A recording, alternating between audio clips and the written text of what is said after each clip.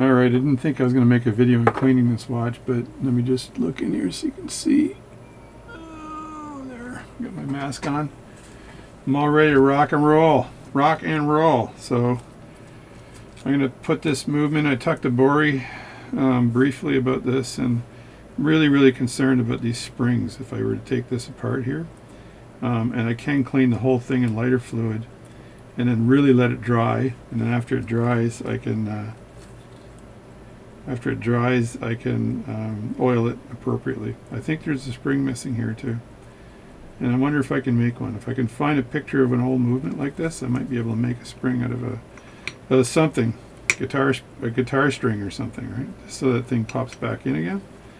That would be cool. I think that would be cool anyway. So I'm going to drown this in lighter fluid.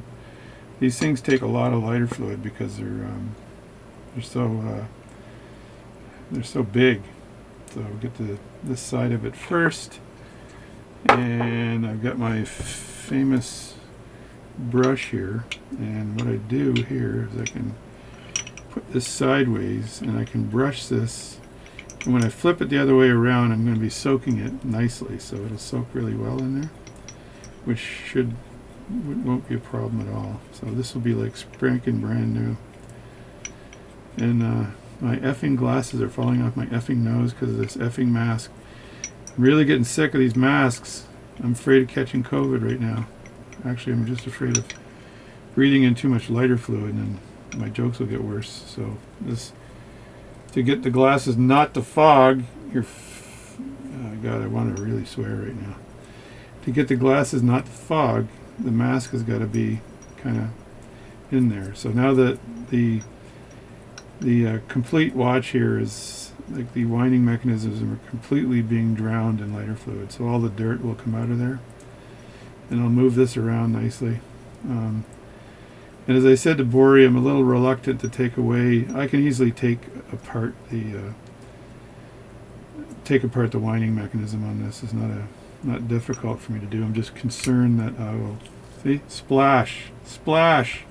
See, if I didn't have gloves on, and it's all over the mat, but that'll come off. If I didn't have a glove on that hand, the lifeguard would have been coming to save me. So that's, don't drop it again. I don't want to get splashed this way. Okay, there we go.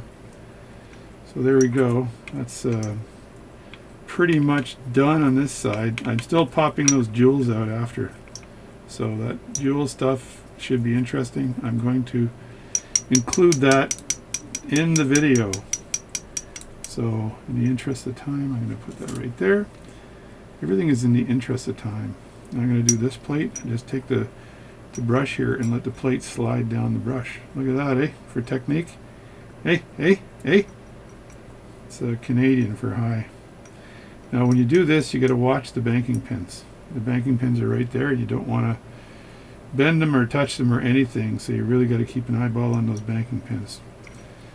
And don't mess with the banking pins. Why don't I just go around in circles here? Sounds like a P-LAN. Okay, there we go. And I'll just do any grease off the plate, come off nicely. And on the inside of that, which I've done already, I have to take that jewel out as well. And it, of course, is capped. Cap jewels are a pain in the butt. These are the jewels that I need to unscrew from the other side and pop out, which could be very interesting. We shall see what that ends up looking like. So I'm just going to let this sit right there and rest, get everything out of the way. And then the third plate, is this one here. And I'm just going to grab this with my fingies and then throw that in. And again, let that rest on the brush here, the paint brush, and then slide down. And the good thing about this jeweled barrel is I don't have to take this frickin' jewel out. I don't have to remove the frickin' jewel. So, not that it's a terrible job. I do it if I need to. That's how I do these jobs. If I absolutely need to, I do them. If I don't need to, I don't do them. So, and I didn't look at the jewel under the microscope for this particular, for the barrel. I need to do that. And before I get too rambunctious, let me throw the escapement in there. And I could probably toss in a couple of parts here with the escapement. So I think I can toss in. I don't want the escapement to be in there too long though. That's just it. Because even though I feel that the pallets jewels will not be impacted by this, I always do it fast. I take them out. I take this out and then I blow dry it really fast. My goddamn glasses are falling off my head. This is really pissing me off. I swore, I'm sorry, I apologize, but it does piss me off. Now, when you're blowing parts, don't blow them. I'll just go into, don't blow them facing other parts. Something I learned over the years. Because that'll just blow the other parts all over the place, which is no good. This evaporates really quickly and I want to get it evaporated, although I don't think it will affect the shellac holding those jewels on. Because I don't want to go down the adventure of replacing the pallet fork jewels on this thing. Excuse me. Still recording after all these years. There we go. That was a scary one. And then these other ones aren't as scary. So these are the plate screws, so I don't think there's anything special about that. I'm going to throw in the cannon pinion. A lot of dirt down there. Excuse me. I'm hoping that's not the lighter fluid making me cough, because something's making me cough. Let's throw these in here. And I will redo the I'm going to do that last. How come I always have to cough? I don't even think I'm going to edit that out. Normally I edit out my coughing, but sometimes I'm breathing in freaking lighter fluid. It just makes me cough. Not that I like lighter fluid, but... And I'm going to be very careful with these wheels and pinions. That is the seconds wheel. This is the one I always worry about the most. I have had issues with seconds wheels before in the past. And best to smudge that later with Rodico and then roll it with pithwood. I could just sit those on the mat. I think there's no issue there. Don't really need drying paper because there's only 2 points that touch the mat. The old guys, when they clean pocket watches, they use this or naphtha or something. So the new people that clean pocket watches with machines, they put it in the machine, they put in all this special rinse stuff, they do all this stuff.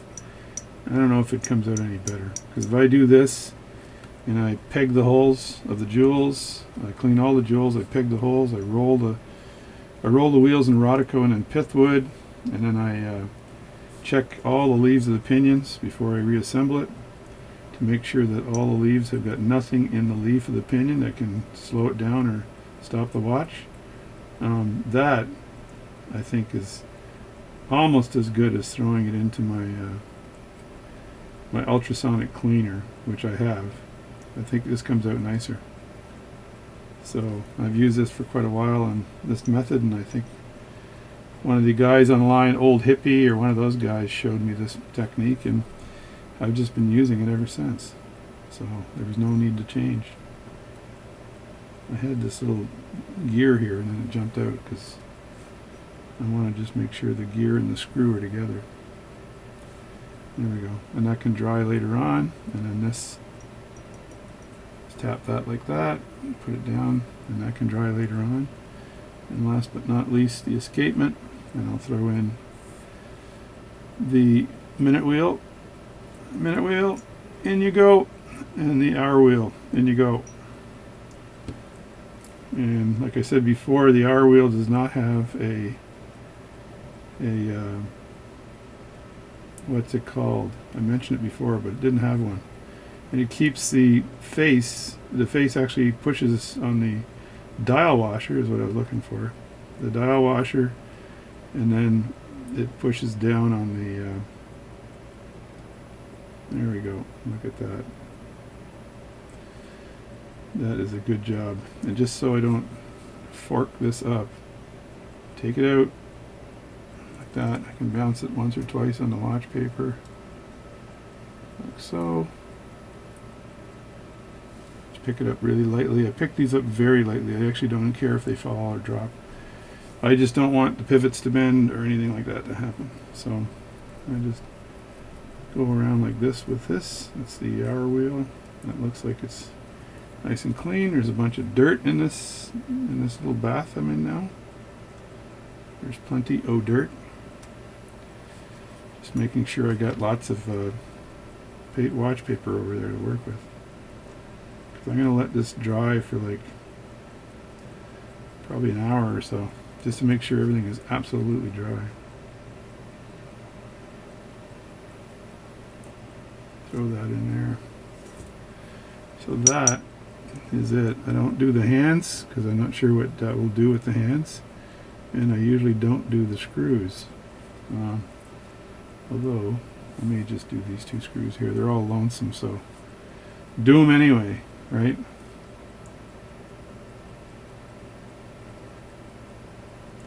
This is being pretty picky doing the screws. I don't want you telling anybody I did the screws on this thing, because that is not something I would normally do. Just put that down on the watch paper to get 99.9% of the lighter fluid off of it, and then rest it like that. This stuff dries pretty fast. I'm doing the screws in the interest of time. I'm only doing the screws because this is a 24 jewel Bunn special, very nice watch, and it deserves to have the screws cleaned. Correct? Correct. To stop my video and start it again so I don't lose it. I'm back. Alright, last screw here. Did I tell you that joke? I was watching The Frog Prince. I think I said it in another video where the king says, I'm sure I told this joke. Why do you call the queen's wand a scepter? The king says, well, why do you call the queen's wand a scepter? Because everyone's got one, except him. And then Smithers says, I'm sorry, sire, but the joke is, why do you call the queen's wand a scepter? Because everyone's got one, except her. He goes, oh, thank you, Smithers. Let me try that again. So he meets up with the princess and says, hey, I got a joke for you. And she goes, what is it, sire? He says, why do you call the queen's wand a scepter? And she goes, what is it? Why, sire? And he goes, because everyone's got one, and she doesn't.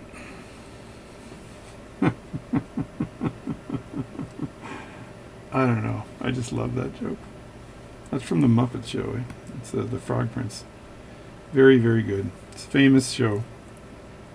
Famous, famous, famous. I just love it. It's so frickin' funny. So frickin' funny. It's frickin' funny worthy. Frickin' funny worthy. Look at that. Look at that. Now, I still have to do work on the balance, but I'm going to do that later. Last thing I do is the balance. Leave everything the way it is. Balance stays where it is. Work on everything else. Clean everything else. Get brand new fluid out. Clean the balance later. I do need to do the mainspring though. So let me pop the mainspring open.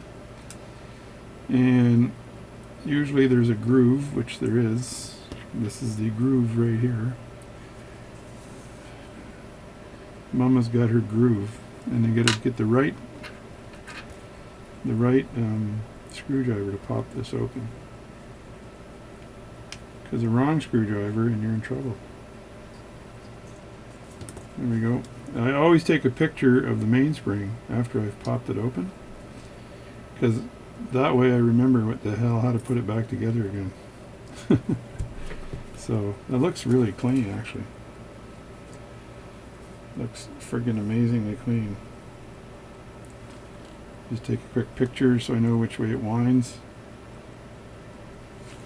And I wind it in by hand. Now I don't think I can wind it in with this glove on, but I'll take it out with the glove. And I will throw it into the bath. And it looks actually new, but maybe it's not. And it was just that brand of mainspring back in the day, right? Get my thumb in there like that, and then I need to lift this up a bit because you don't want to break the mainspring. This one's tight. Tight, I tell you.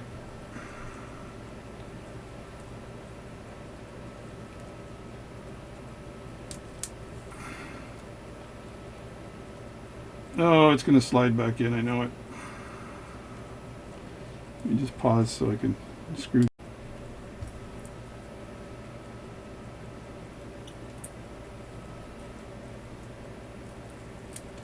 I think I should be doing this with my, see, the arbor is out now, but I usually have a hand in there, and this one here is a pretty thick mainspring, so I could usually walk it out with my thumbnail, like that. There we go.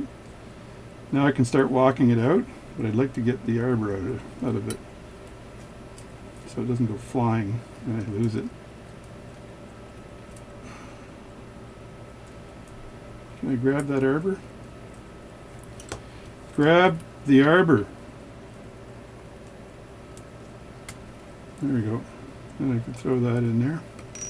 Let's go take a quick bath and then uncoil the mainspring. Walk it out one step at a time. Bing! And then sometimes that happens. Throw that in, throw this in, and then this mainspring, let's see what kind of hook it is. It's got a T-hook on the back. That's not a problem. And I'll clean that off with a rag. I'll grab a rag and then just lightly clean that off and then oil it. So, and then I usually reverse it a bit while I'm cleaning it. You can see it in the small picture in the corner, but I'm reversing the spring just a bit as I clean it. But when you get down to the end here, it's not recommended. See how big it is now? So it's not recommended to go in too tight on the end because you could crack that mainspring. So now some people lightly oil it. I don't need to oil that because what I'll do is I'll put a little tiny bit of oil on the barrel. I'll just move this out of the way. I'll put a little tiny bit of oil on the barrel, and then that will lubricate that mainspring nicely. So there. So let me just clean the inside of that barrel nicely. The barrel of all barrels. I'm having a barrel of fun right now. A barrel of fun.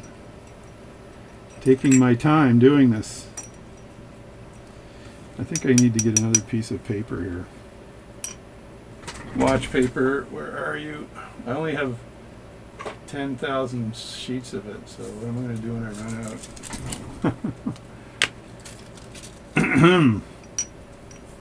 So there we go. So now we got to lift the barrel out. Just put the tweezers in the middle and let them go and see if there's enough strength there to lift it. Yeah. And then I'll just rest it like that. And then I just want to clean the top of the barrel here, the lid. The lid is kind of where the mainspring will scratch on top. And if there's any extra oil, it'll go on the lid. And I do rub these down with Rodico after the fact, so I can get rid of that smudgy look that's in there, and not leave it a mess. So, and then the arbor needs to be cleaned as well. The center arbor.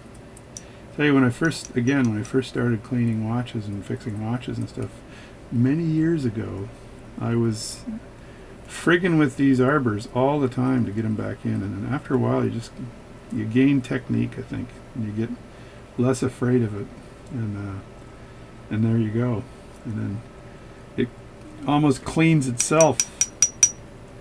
So that's that. And like I told you before, I'm going to do the balance and all the rest of it later. So I don't think, I'm trying to see if there's anything else I can clean here that needs cleaning. I don't think so. I think that's it. Everything just needs drying now. So I'll just let it all dry. I'll put this in my little super duper tray. I'll swallow this later on. No, don't do that. Don't do that. That's just a joke. As made on TV. But you can see all the dirt in there. That is the dirt from this watch that prevented it from running smoothly. So I'm hoping when we clean this watch up completely, it'll run super smooth. I'll take a picture of all this nice stuff, just so I got some evidence. Evidence, I tell you. Photo.